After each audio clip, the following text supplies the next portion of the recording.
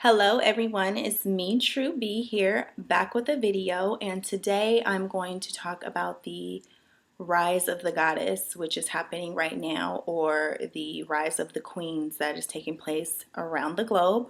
If you guys pay attention to media, you will see there are a lot of new videos and songs out that are talking about and promoting the divine feminine and the strength and power of the feminine being. One of the main songs being Beyonce's Formation, which has a lot of undercover symbolism in the video. If you are awake, third eye awake, you would have seen those things. I'm not going to decode her video in this video because I'm going to be talking about something a little more different. But that was just an example, and there's many other examples because the media and what's going on in the public eye reflects what's going on in the collective consciousness of the world. And so I do want to touch a little bit on the collective conscious and the collective unconscious and what archetypes are. The collective unconscious represents all of our consciousness, every human being's consciousness as one, and it also represents the undercurrents and the things that we are not aware of on a conscious level, and it also is where we come from.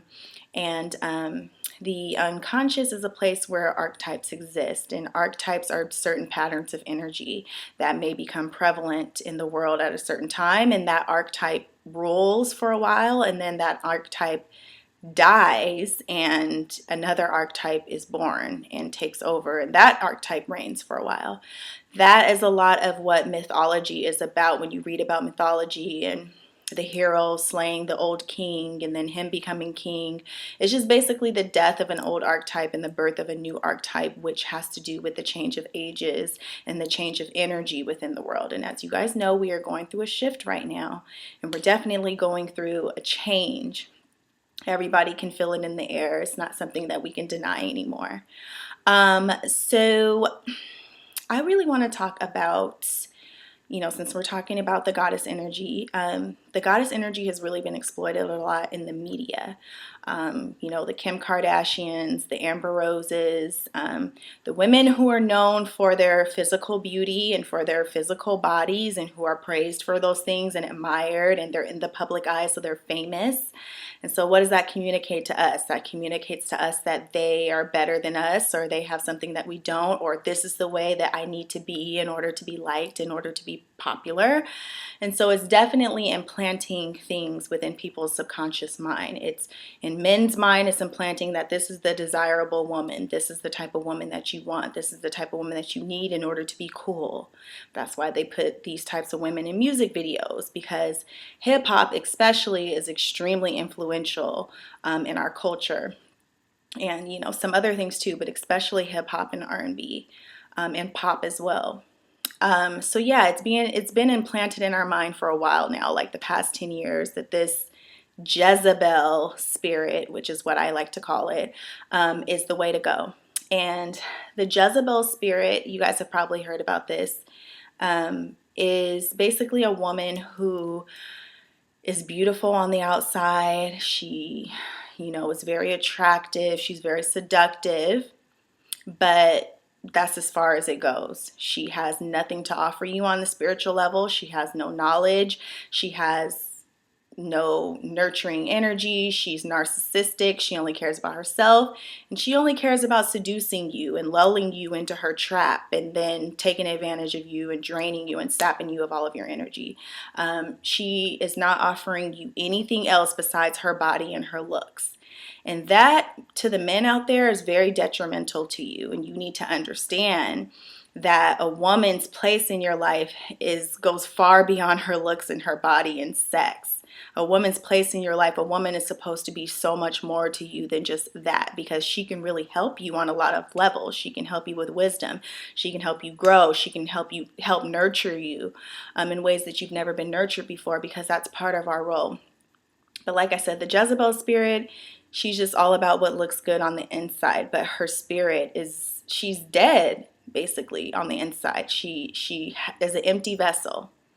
And the Jezebel spirit is what is popularized in our culture today, the women that look good with no substance.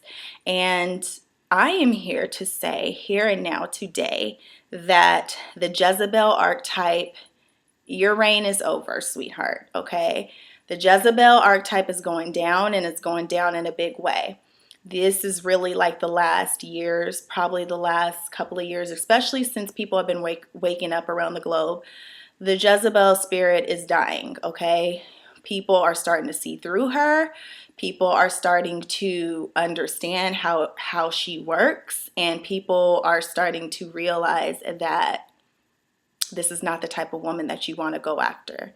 And women should really be realizing that this is not the type of woman that you want to emulate or that you want to be when you grow up. And my main concern is the Jezebel woman influencing young girls, because a lot of young girls look up to these role models and they want to be sexy. They want to look like them because they get all the male attention and they get the best guys and all of these things. And what is that teaching our daughters? It's not teaching them the right thing. It's teaching them that they are only good for their body and their looks. And it's teaching them that everything else that has to do with the feminine does not matter. I also want to point out that the goddess energy is really exploited, especially in the media, because it's put out there that women only have to offer their bodies and their looks, when there are so many other aspects to the divine feminine. The archetype that is praised is the Aphrodite archetype. That is the goddess of love and sensuality. That is the only aspect of the goddess that is known and praised in the media. However, the goddess has 6 other aspects of herself, and I will go through them right now. So Aphrodite is the sexual, sensual goddess, the beautiful goddess, the love goddess who, loves to be in love and is very sexy and sexual, which is definitely part of the goddess energy. I love that aspect of the goddess energy. And like I say to my women all the time, there is nothing wrong with you being sexy and enjoying your sensuality, of course. I want you to do that. But there's also the archetype of Artemis, which is the goddess of the wild. She's athletic, she likes adventure, and she doesn't like to be tied down by a man. She doesn't even really look for relationships. Her first love is adventure, is exploring. She's a traveler. She may be into athletics. That's a part of the goddess archetype. She's the goddess of the hunt. And then you have Athena, which is the archetype of the goddess of intellect.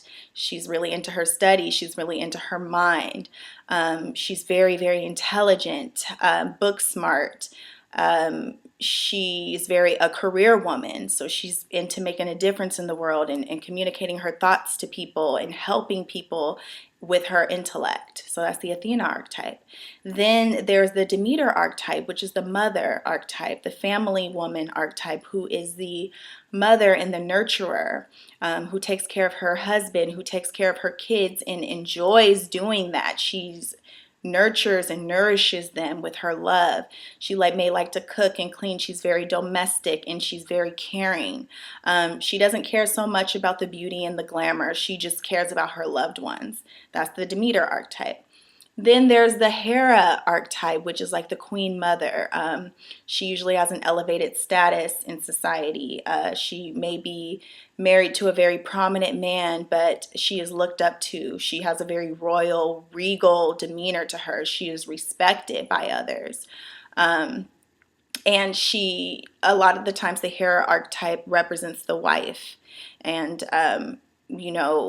helping her husband to succeed in his career, and also her having her own career as well, but it's more from a regal standpoint and more of her having a huge reputation out in society and being respected as a queen in society. And then there's the Persephone archetype, which is the spiritual woman, the transformer, the healer, the woman who heals people through her pain, the woman who has suffered and has used her suffering to redeem others and to share her story and to heal people of their wounds. She's very, very spiritual, very in tune. So those are the other aspects of the feminine that are suppressed, okay? It's not cool to be a spiritual woman in society. It's not cool to be, if you're athletic and adventurous and not thinking about marriage. You're weird, something's wrong with you, you know, are you a lesbian? These are the questions that come up. Or if you're Athena and you're into your studies and your intellect and, you know, you like to learn and those things, just if you're smart, period, you're looked upon as boring. And you're not sexy, you don't have this, you don't have that. And a lot of women who are naturally like this, who carry the other archetypes and may not be as much as an Aphrodite, is looked down upon because she doesn't care about love like some other women do. I personally think that you should at least try, or not even try, because if it's not in your nature to try, then it's not. But it's good to have all of the goddess archetypes balanced within you. All of them. Aphrodite, Athena, Artemis, Persephone, Hera, all of them, because then you really represent the great mother archetype, which is like the all-around complete feminine energy, because you have all aspects. And that's what I'm working on, because I love all aspects of the goddess. I like all of those. I love being adventurous. I love traveling. I love to learn. I love wisdom. I love knowledge. I love sensuality. I, you know, do want to carry myself as a wrinkled queen. All of those things, you know what I mean? I love every last archetype. And I support every archetype, even the Aphrodite archetype. I'm not putting you down, ladies, if you're sexy, because nothing is wrong with that. And I want to continue to state that. However, I just want people to be aware that that is not all that there is to us. You know, we're so much deeper than that.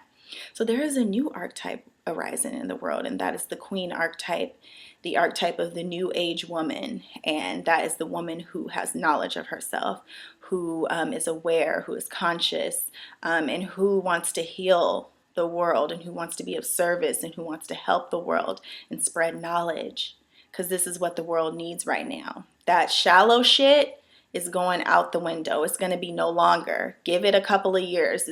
Those girls are about to exit stage left, and the real queens are getting ready to step on stage. That's what's happening right now in the collective. So ladies, if that's the track that you're already on, you are on the right track. I know a lot of you may not be recognized in the way that you want to be recognized and that you deserve to be recognized, but you will get there, and your time is coming. Okay, just continue to work on yourself, because it's time for women to be recognized for their substance and for their healing abilities and for helping and for nurturing and all of those things, because we have so much to offer the world. We just need to be allowed and given a space and a platform in order to do that. And that is what I am doing with my business, Queens and Thrones. I want to make it a global brand that represents this type of new woman who is being born now. And so it's a very exciting time for me. So I just want to touch on those things and just let you guys know, don't follow these trends. Follow what's in your heart. Follow who you know that you are. And your time to be recognized will come. It's just we got to sweep out this old energy to make space for the new energy.